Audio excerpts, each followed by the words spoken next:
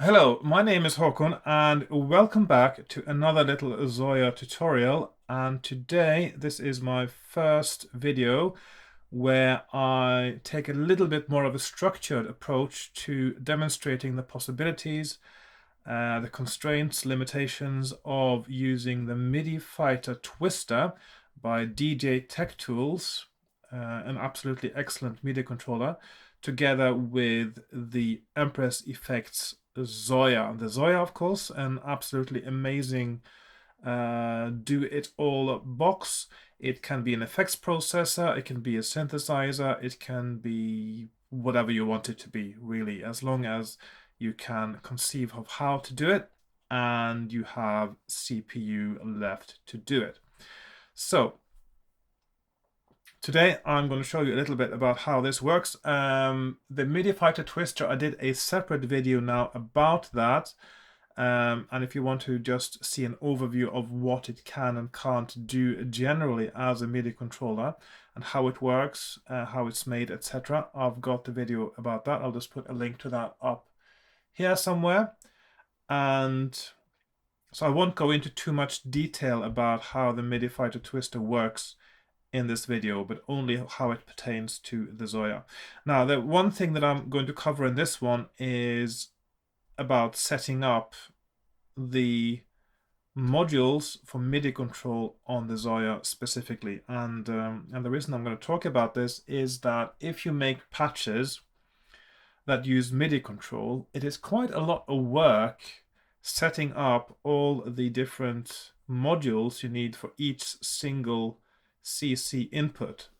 So what I've done is I've created a patch that has all the inputs from the Zoia, no, sorry, all the inputs from the MIDI Fighter Twister in the Twister's default setup. So by default, the MIDI Fighter Twister sends out its primary values on MIDI channel 1 and secondary values on MIDI channel 2.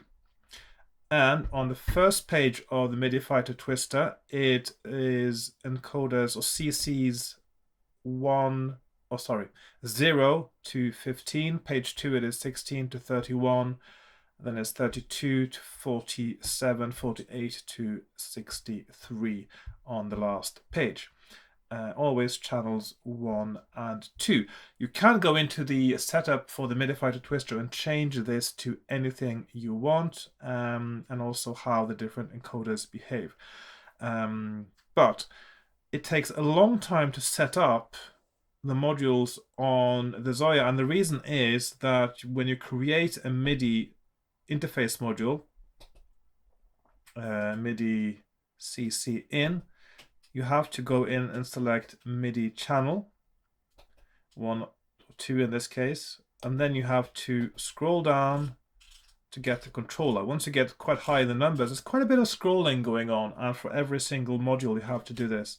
So I thought I'd just make a setup where I've got all the controller inputs from the MIDI Fighter Twister ready to go, and it's easier just to delete the ones that I don't need. And I will make this patch available on patch storage as well, so that you can download it and you don't have to do this over and over again every time you make a patch you want to use with the MIDI Fighter Twister. It might also work fine with other controllers. So what I've done is I've set up page 1, 2, 3, 4, which corresponds to the 4 pages of the MIDI Fighter Twister. And for each of them, this is just page 1 now, so you can see when I turn these encoders, you can see the values coming in on the MIDI Fighter Twister. And when I push them, we get the push button functionality on the right here. Now, there's one thing I have to make a note of now, and that I just realized today, actually, is that on the MIDI Fighter Twister, you're supposed to be able to have a secondary encoder value on each knob, and you can do that on the Fighter Twister, but it doesn't seem like the Zoia responds to that. If you set an encoder to work as when you push it, or when you toggle it to have a secondary encoder, the Zoia seems to always want to interpret the push to be an on-off switch, so that regardless of what you do, it will become a 1 or 0 value.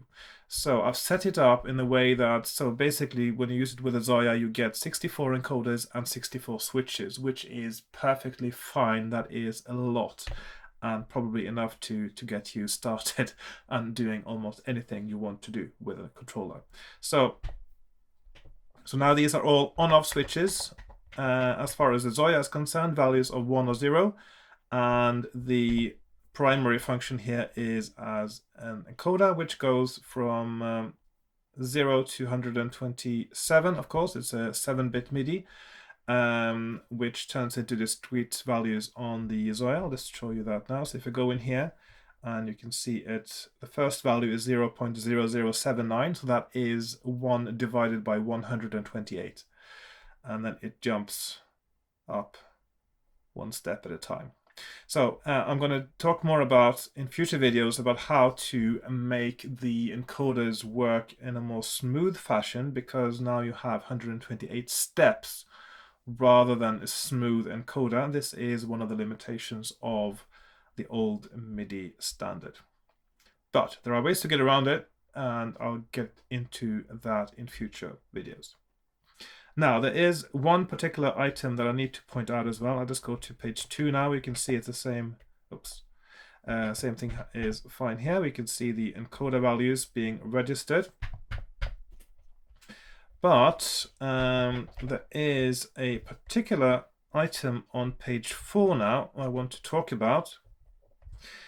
And you can see down here in the corner, I've actually got one that is not lit up. And this is something I've done on purpose, because the Zoia also responds to MIDI messages.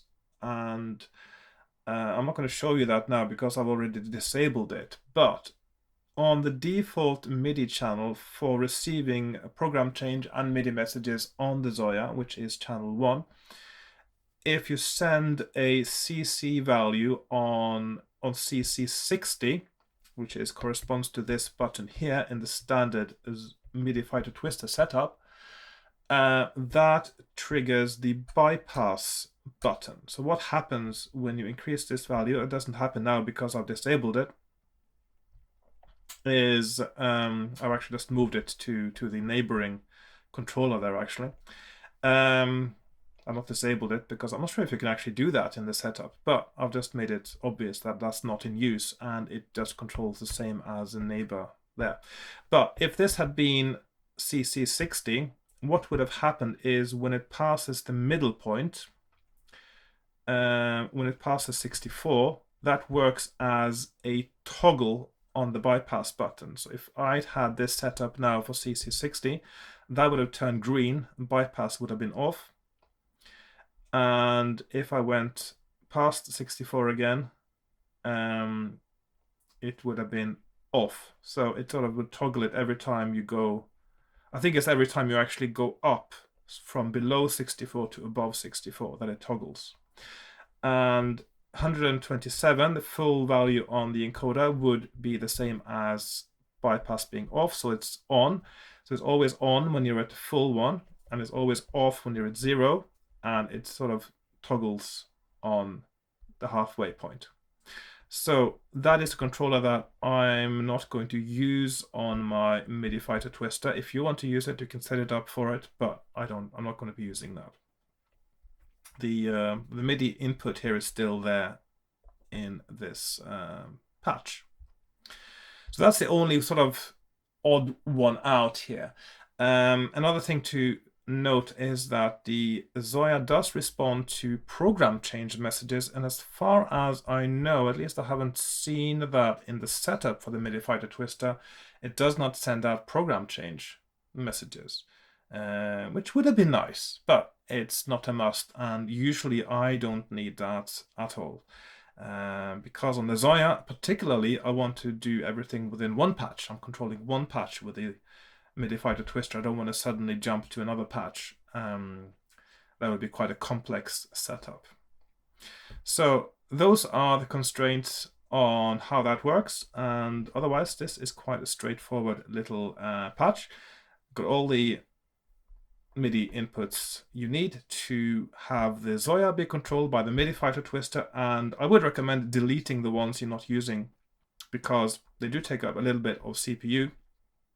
As little as one of these modules takes up, it adds up because there are now 128 of them. So the baseline CPU usage, if you use all of them, is about 15%. Each of these modules takes up about 0.1% CPU, so it does add up. So do remove the ones you don't need. So what you can do, of course, if you want to use this in your patches, you can use this as a starting point for a patch, or you can add it to a patch you've already made. If you go to a different patch now, for instance, I'll just go to one called generator here, which I made a long time ago. And then I'll just go to an empty page here, or actually just do here, import pages you can do. So you go in the page selection, you go to import pages, and you want to import pages from patch MIDI setup is what I called it. And then I got MFT1, that's page 1 of the MIDI fighter twister. I'm selecting that. And then I go up to selection complete. You see it's got an asterisk in front of it now. And then it tells you where to import it to. I'm going to import it before page 2.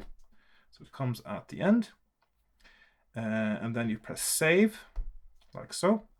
And now we've got the page 1 of the MIDI fighter twister. I'll just scroll back to that now. In this patch, which of course doesn't use any functionality from it yet. Now, another thing you will notice now is that we've got values here that are set on the MIDI fighter twister, but they're not set here. And that is because this does not respond to the MIDI fighter twister. It keeps its own values saved with the patch, and then it doesn't respond to the MIDI fighter twister until the value changes. It's only when you get a change of value on any of these that the Zoia starts responding. I think there might be a way to change the behavior on the MIDI fighter twister as to how it behaves with values like that, but I haven't found it yet. Actually, I just heard it. It was mentioned somewhere. But I'm not bothered by that. I don't mind zeroing everything out before I start working with a patch, and then I just get the values I need, and then I will get started. So I thought of if some values are very critical for as a starting point, I would make a note of it, or just set the values you want, for instance, and take a photo, which gives you a good rough guide of where your values are supposed to be when you start the patch. So I think that's it for today. I'm going to leave it there, and I will make more videos about the pairing of the MIDI fighter twister with the Zoia. Oh, there's one more thing that absolutely needs to be mentioned, of course. I have mentioned it before, but I will not presume that you will have seen that video. The MIDI fighter twister is USB MIDI only, and the Zoia is using because MIDI mini jacks, which basically is just using a sort of conversion to a DIN MIDI plug, a standard MIDI plug. In order to get the MIDI from the fighter twister to the Zoia, you need to convert it in some fashion from USB to DIN MIDI. If you have a MIDI interface on your computer or something you can use on your mobile device, you can use that. If you have an audio interface with a MIDI input and output, you can use that. Or if you want to stay completely outside of the computer environment, like I prefer doing when I'm working with my Zoia, you can get what's known as a Midi USB host. Now this is a little box that converts from USB MIDI to DIN 8-pin DIN MIDI, and it has MIDI in and out, and USB, of course, is both in and out. You can send MIDI to the USB, to the Fighter Twister as well, and I'll say more about that in future videos. I did make a previous video about changing the colors on the Fighter Twister, so I have got into that already, but I may say more about that in future videos as well.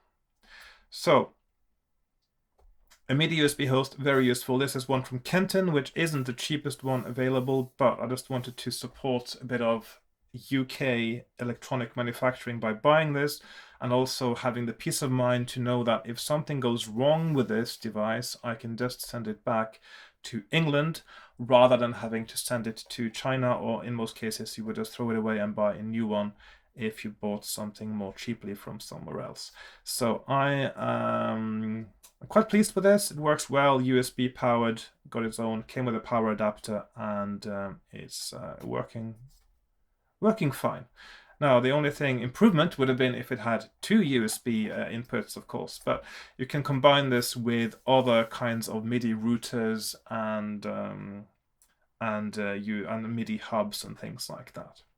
So that's the main thing I'm trying to show you today, and the patch will be available on I call it MIDI setup. I'm going to call it something else. Probably I'm going to call it MFT MIDI. And I'm going to put this on patch storage to make it available for anyone who wants to use the MIDI Fighter Twister with the Zoia, and will save them quite a bit of time in setting up your patches if you have all these modules ready to go.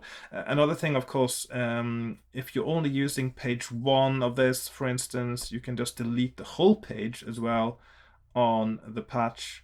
So if you go in the page list and you press delete, then you can get to delete the whole page, and you don't have to delete it module by module. So yes, so that's it for today. Thank you very much for watching. If you enjoyed this, if you found it useful, please like, share, subscribe, join me on Patreon, all those things. And I'll see you again in my next video when I say something more about the pairing of the MIDI Fighter Twister with the Empress Effects Zoia, a match made in heaven, possibly. I really like using them together. I think the MIDI Fighter Twister is such a good controller. It just is so solid and tactile and comfortable to use. It just feels like an inspirational musical instrument in itself. And of course, tactile feedback is so important when you are using controllers, and it's just got the right feel, the right resistance, the right smoothness, and the right friction as well, with the nice rubberized encoders, or the right rubberized knobs, I should say. The encoders are, well, they're just a metal stick, really. But so that's it. Yes. So thank you for watching, and goodbye for now. Bye bye.